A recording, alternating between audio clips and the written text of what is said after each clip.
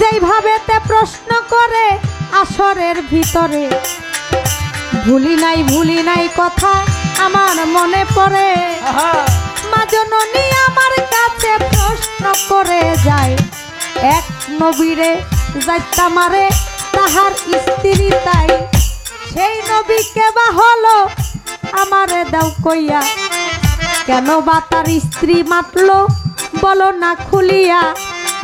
সেই নবীর নাম হইল সামায়ন পয়গাম্বর, পশমের ভিতরে দিয়েছিল নবুয়ত, যার ভিতর নবুয়ত দিয়েছিল পশমের ভিতরে। কিছু কথা বলে যাব আসরের ভিতরে। সামায়ন নবী তার পশমের মধ্যে ছিল নবুয়ত। এমন কয়েকজন নবীর স্ত্রী, তারা নবীর স্ত্রী ছিল কিন্তু নবীরে তারা মানে নাই। যেমন ছিল লুত নবী, লুত নবীর স্ত্রী লুত নবীরে কিন্তু মানত না। গোপনে গোপনে তারা ইহুদির সাথে, যারা লুত নবীর বিপক্ষে কথা বলেছিল তাদের সাথে তাদের একটা কথাবার্তা হইত, কারণ ওই পরিবারের সন্তানই ছিল লুত নবীর স্ত্রী। যখন এই লুত শহরটাকে লোহিত সাগর বানায় ফেলবে, তখন আমার আল্লাহ পাক পরওয়ারদিগার বলছিল লুত নবীকে যে তুমি যখন এই লুত শহরটা যখন উল্টে যাবে, লোহিত সাগর হয়ে যাবে, তখন তুমি তোমার পরিবার কেউ পিছনের দিকে তাকাইবা না, সবাই আমার ফেরেশতার যে ডানা আছে ডানার মধ্যে চড়ে তোমরা সামনের দিকে চলে আসবা। আর লুত নবীর স্ত্রী কি করলো? লুত নবীর কথা অমান্য করে সে পিছনের দিকে চাইলো, তখনই সেই পাথর হয়ে গেল। কিসের পাথর? লবণের পাথর হয়ে গেল, যা আজও পর্যন্ত প্রমাণ আছে, আপনারা সবাই জানেন। তেমনি করে সামায়ন পয়গাম্বরের স্ত্রী তাদের সাথে, ইহুদির সাথে যারা সামায়ন পয়গাম্বরের কথা শুনতো না, কথা মানতো না, তাদের সাথে যুক্তি ছিল, কথাবার্তা ছিল। একটা স্বামীর ভালো মন্দ কোথায় কি আছে, একটা ঘরের স্ত্রী তো সব কিছু জানে। আর সেই বিষয়টাই কাজে লাগাইছে সামায়ন নবীর বউ। কারণ তার স্বামী হয়ে থাকলেও সে মনে প্রাণে তার বাপ দাদার একটা ধর্ম ছিল, সেটারে সে মানত। সে ছিল ইহুদি, আর কিছু টাকা পয়সার কারণে ওই সামায়ন পয়গাম্বরের স্ত্রী তারা তাদের সাথে মিশছিল। সেই সামায়ন পয়গাম্বরের স্ত্রী তাদের সাথে কথাবার্তা বলে কিছু টাকা পয়সার লোভে মিলা গেছিল। এর জন্যই বলেছিল যে আচ্ছা ঠিক আছে, তোমার স্বামী এতবার হত্যা করতে চাইলাম, এতবার কাটতে চাইলাম, মারতে চাইলাম, কিন্তু সে মরল না। কারণটা কি? নিশ্চয়ই তোমার স্বামীর মৃত্যুটা অন্য জায়গায় লেখা আছে। তুমি তো তার ঘরের স্ত্রী, তুমি ছাড়া এই বিষয় কেউ জানবে না। তুমি একটু জেনে এনো আমাদেরকে যে আসলে সে কিভাবে মারা যাবে। একদিন পান্তা মুখ খাইতেছিল স্ত্রী আর সামায়ন পয়গাম্বরে। জিজ্ঞেস করে স্ত্রী তার কাছে বিনয় করে, বলেন ওগো স্বামী, আপনারে জানাই আপনার সাথে এমন আমার একটা প্রাণের সম্পর্ক রয়, তবু আপনি আমার কাছে কথা গেছেন গোপন করিয়া। সামায়ন কয় ওগো বিবি শোনো মন দিয়া, আমার এমন কোনো কথা নাই যা তুমি জানো না। স্ত্রী কয় দুঃখের কথাই আমি কইতে পারি না, আপনার মৃত্যু কোথায় আমারে দেন কইয়া। সামায়ন নবী কয় কথা শোনো মন দিয়া, এই পশমের ভিতরে আল্লাহ নবুয়ত যাই দিয়া, এই পশমে যদি কেউ গিট্টু যায় মারিয়া, আমি মরে যাব সেদিন আমি বিবি তোমারে জানাই। এই কথা তোমায় কইলাম, তুমি কারে কইবা না। আমার ঘরের স্ত্রী, তোমার সব কিছুই বলতে পারি।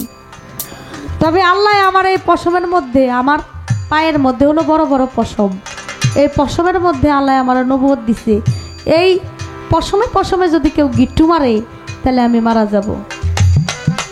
আর এই কথা শুনে ইহুদিদের কাছে, যারা সামায়ন পয়গাম্বরকে মানতো না, তাদের কাছে তার স্ত্রী বলে দিল, আর তারা বলল তুমি যত টাকা চাও আমি দিব, আমরা দিব, কিন্তু তোমার স্বামীকে তুমি ছাড়া কেউ হত্যা করতে পারবে না, কারণ তোমার স্বামীর এত কাছাকাছি আমরা যাইতে পারবো না। একটা স্বামী স্ত্রী যত কাছাকাছি রয়, অন্য মানুষ কিন্তু এত কাছাকাছি থাকে না। তাই ওরা বলেছিল যে তুমি তোমার স্বামীর যত কাছে যাইতে পারবে, এত কাছে কিন্তু আমরা যাইতে পারবো না। তাই তোমারে এই এত টাকা দিলাম, তুমি তোমার স্বামীরে এই পশমে পশমে গিট্টু দিয়া তুমি এই কাজটা করো।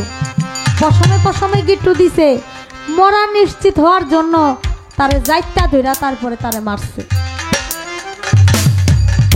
এই ছিল কথা, ইহার বেশি না।